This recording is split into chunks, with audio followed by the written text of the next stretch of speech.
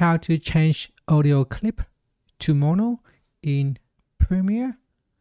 Now, if you have an audio clip right here that has stereo, so what you can do is click on the audio clip in Premiere here, and on the project property window here on the left hand side, click on the audio track, right click, and then choose modified, and then click on audio channels.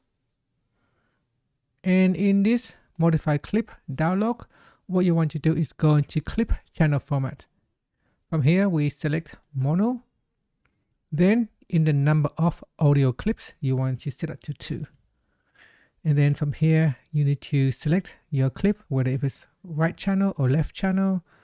And then we go down and click on OK, then click on yes.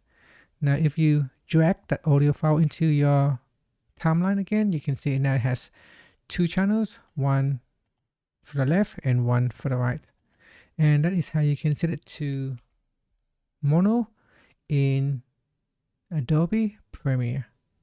And that's it. Thank you for watching this video. If you found it helpful, please like and subscribe to my channel for more videos.